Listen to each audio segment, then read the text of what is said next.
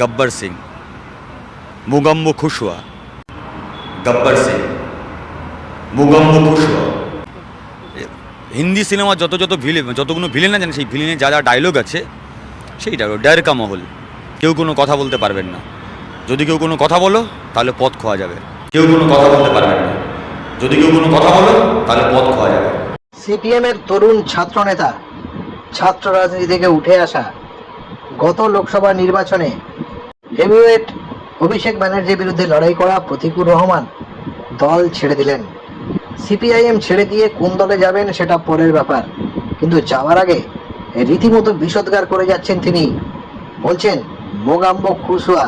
কাকে বলছেন? বলছেন সিপিআইএম রাজ্য সম্পাদক মোহাম্মদ সেলিমকে। তিনি নাকি যা চান সেটা হয়। দলের ভেতরে একতন্ত্র চালাচ্ছেন মোহাম্মদ সেলিম। নিজের ইচ্ছে মতো তিনি যোগাযোগ করেছেন হুমায়ুন কবিরের সঙ্গে।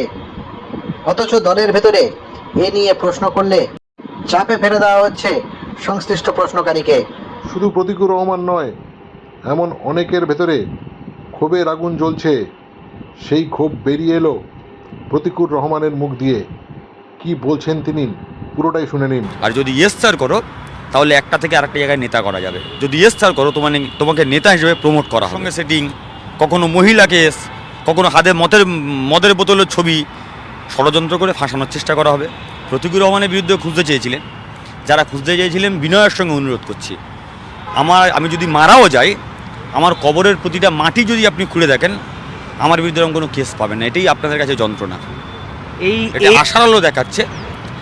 প্রতিকুর রহমানরাও ভর্তি।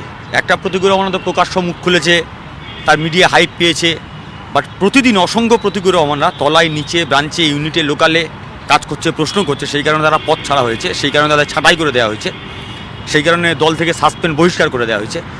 তাদের কাছে হয়তো পথ ছিল না, তাদের পদ অন্যরকম। তারা হয়তো চুপচাপ বসে গিয়ে কেউ কোনো কাজ করে, কেউ পার্টিকে ভোটটা দেয়। আমি বিদ্রোহ করেছি।